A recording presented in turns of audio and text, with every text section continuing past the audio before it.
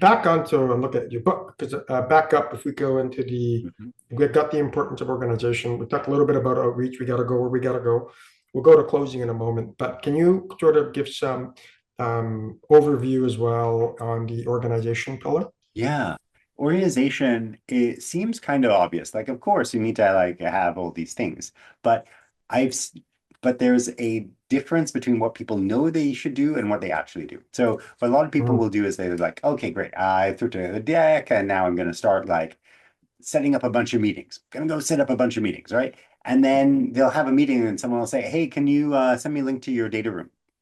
Turns out they don't have a data room. And then, I've gotten messages from founders saying like, hey, what's a data room? What should I put in a data room? And then, like, okay, here, I'm gonna send you an email and you like start with these like 8 or 9 things. And from there, you can add more later. But the key is to not like, when you have a moment to strike while the iron is hot to like wait and say, hey, I got to go pick up a hammer at the hardware store right now, right? Like you've got to be ready when it's time to go. And this is very different from what founders know and are taught about launching products. They're like, oh, I'll launch an MVP, I'll do something better, and then that's okay. This customer didn't like it. We'll try a different segment, right? It's not like that. You want to instead have all your ducks in a row because the way in which you fundraise, the preparation you have, and the knowledge you have about your business, that you have your numbers cold and you've already thought about all these exceptions and questions people will have, right? The fact that you've done yeah, all that is an indication of how you want to run the business. And that's a very important thing true, spot that on. investors are able to see from the Yeah. quality of your organization. Yeah, there's and how people a and you need to do storytelling, but then you need to organize it. So in Canada we have the Dragon's Den, there's the Shark Yeah. Tank in the US, the Yep. exact same concept. And you can see, people have great ideas, but then it just they didn't organize it, or they don't have a proper story, or they well organize it, and you're like, why is this relevant?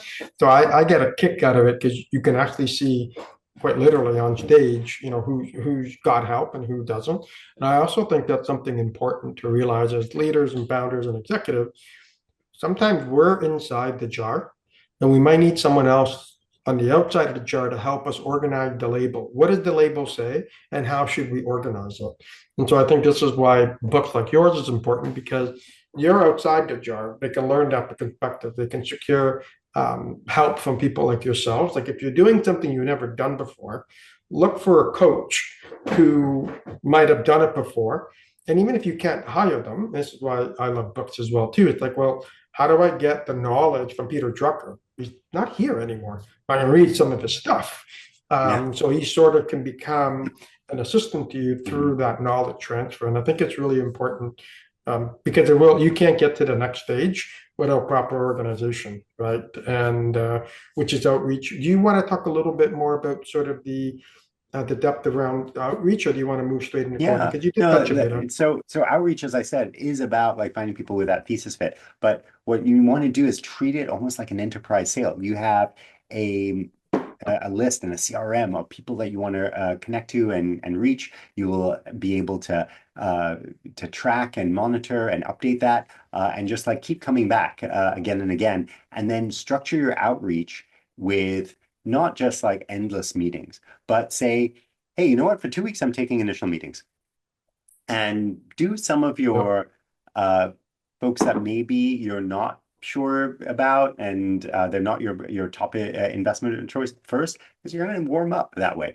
and then take the elite or top investors after that. And so it'll probably end up being 3 weeks for initial meetings and then like surface like who can be a lead and like create this energy around and momentum around finding a lead investor. So someone who would take a third or half the round and set the terms for the investment. And that way you're creating momentum and structure so that then you have a lead investor and then that lead or you like helps to fill out the round. And then subsequently you've got some time for due diligence and to get legal docs taken care of and circle back to your lawyer and then hopefully in like 8 weeks 8 to 12 weeks you could close this round. as opposed to the Mhm. people who, after 6 months are like, oh yeah, we're still meeting investors, we're still like having conversations. And it's like, no, you're having conversations, but they're not going anywhere because you haven't created a process. You're not running a process to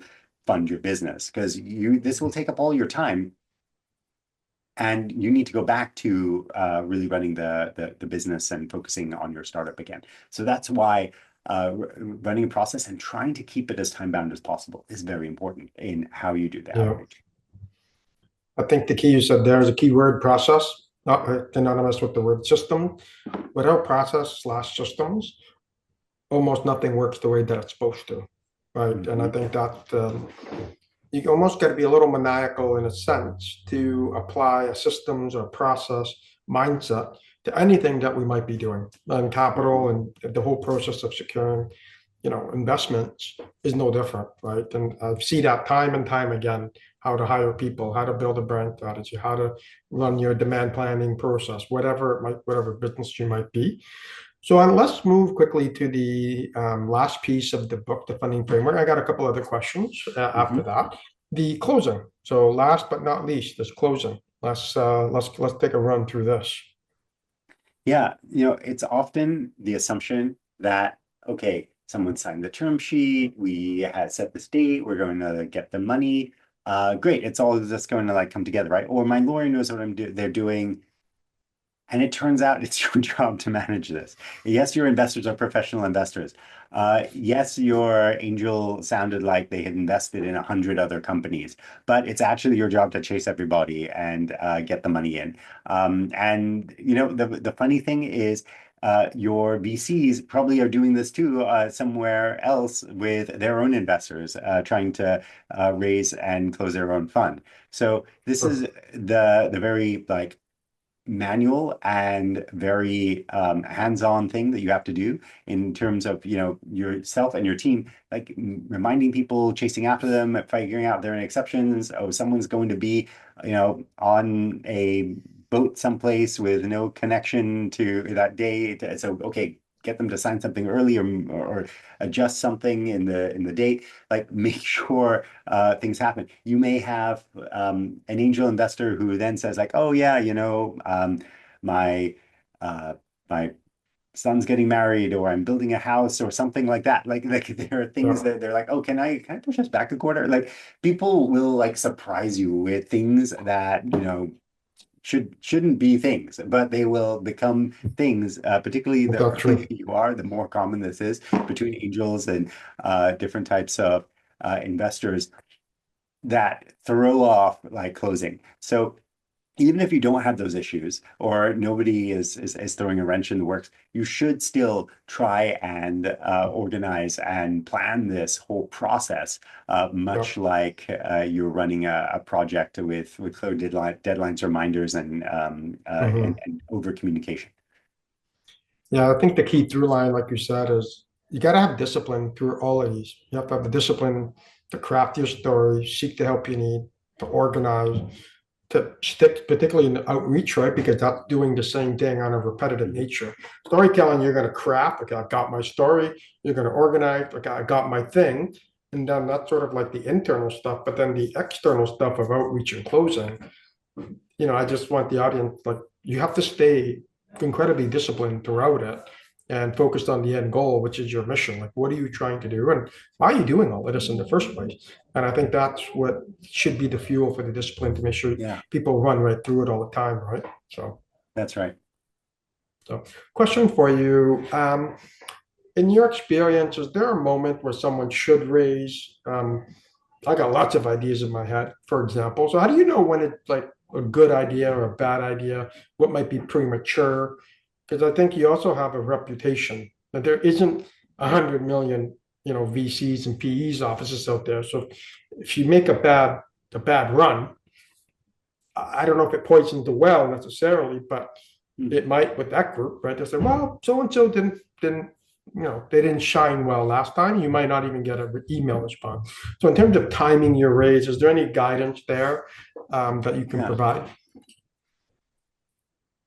There are different opinions on this. But the best time to raise is right after you had a big win where the company can can say it has de-risked something, or so which means you start your process of saying, oh yeah, we're doing this and we're about to ship the new version of product and we're about to enter the Canadian market and we're about to do these like things. So you start like talking to people, and then by your second or third conversation, it's like, oh yeah, that thing we said do, that happened, and then we did that thing and we did that thing. Why is this important? Because investors are investing in lines. They're investing in trends, not in Mhm. like specific random dots.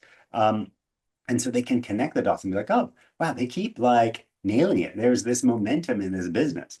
Like that's actually what you want to do, to like create this like theme of the train's leaving the station. This company is going to be successful, Mhm. because investors' job is not to make companies more successful. For most of them, it's to pick the companies that are executing phenomenally well and just like hop on board the right train going to the perfect destination. And Yeah. so this is and so this is what they're going to do. So if they feel that's happening, that's really positive.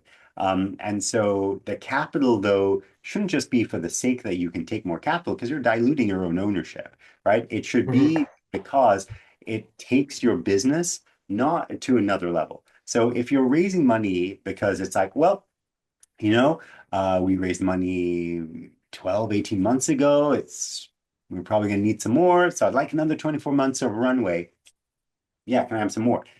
No one wants to invest in that because the business, based on what you've said, maybe there's more to it, but based on what you've just said there, is that there's Yeah. stasis. Like nothing is like happening. Like people want to invest in business that's going to like step function, change in some way because new products, new markets, new customer segments, and a lot more top line growth is going to happen as a result of this new capital infusion.